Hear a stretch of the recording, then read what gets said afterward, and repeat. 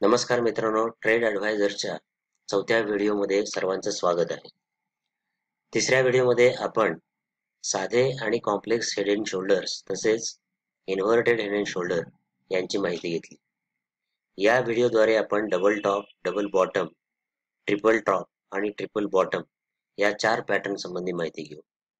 हे सर्व pattern reversal patterns आहेत, म्हणून या पॅटर्नच्या आधीचा ट्रेंड हा स्ट्रॉंग असायला हवा.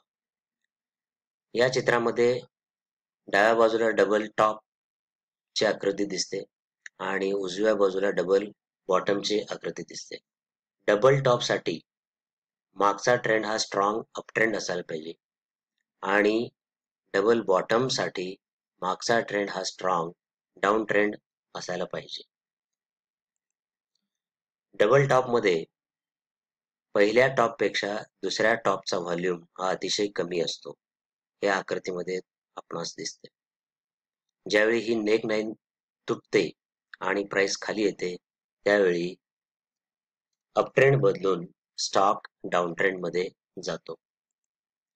या स्लाइड मध्ये अडाणी एंटरप्राइजच्या चार्ट मध्ये झालेला डबल टॉप दिसतो. मागे हा स्ट्रॉंग अप ट्रेंड आहे, त्यानंतर 2 टॉप झालेले आहेत. या ठिकाणी 2 टॉपच्या मध्ये स्टॉकची प्राइस काही प्रमाणात रेंज बाउंड होते. हा डबल टॉप किंवा डबल बॉटमचा एक महत्वाचा गुणधर्म आहे. असे झाले तर पॅटर्नची विश्वसनीयता खूप वाढते आणि त्यापासून मिळणारा परिणाम हा अधिक प्रमाणात असतो.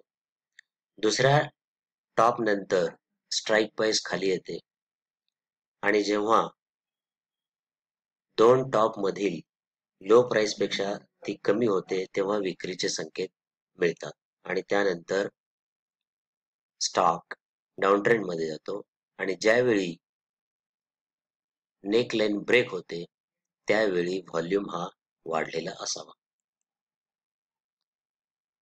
डबल बॉटम मध्ये यापेक्षा उलटी परिस्थिती असते. डबल टॉप मध्ये 2 टॉप होतात तर डबल बॉटम मध्ये 2 बॉटम होतात. स्ट्रॉंग डाऊन ट्रेंडच्या खालच्या बाजूला हे 2 बॉटम होतात.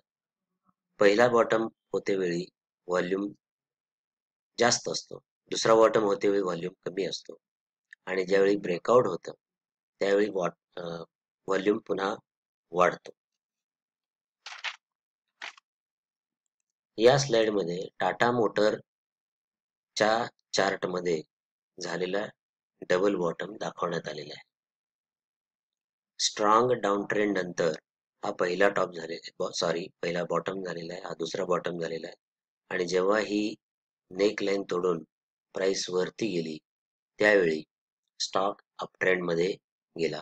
इथे जिथे नेक लाईन तुटते तिथे खरेदीचे संकेत मिळतात.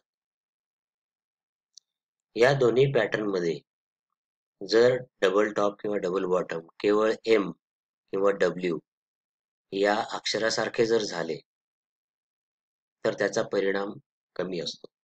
त्यापेक्षा जर 2 टॉप आणि 2 बॉटम याच्यामध्ये जर किंमत रेंज बाउंड झाली किंवा रेंगाळत राहिली तर त्या डबल बॉटम किंवा डबल टॉपचा परिणाम अधिक प्रमाणात दिसून येतो आणि ते पॅटर्न अधिक विश्वसनीय असतात आणि जास्त परिणाम देतात.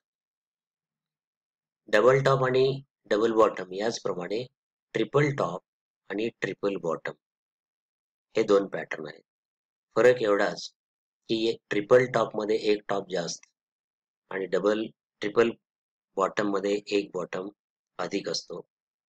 यामध्ये व्हॉल्यूमची परिस्थिती पहिल्या टॉपला सर्वात जास्त, मधल्या टॉपला कमी आणि तिसऱ्या टॉपला सर्वात कमी. तसेच पहिला बॉटम, दुसरा बॉटम आणि तिसरा बॉटम यांना अनुक्रमे व्हॉल्यूम हा कमी कमी होत जातो आणि जेव्हा नेक लाईन तुटतात डबल टॉप प्रमाणे किंवा डबल बॉटम प्रमाणे यांच्यामध्ये नेकलाईन तुटली असता ट्रेंडचे रिव्हर्सल होते.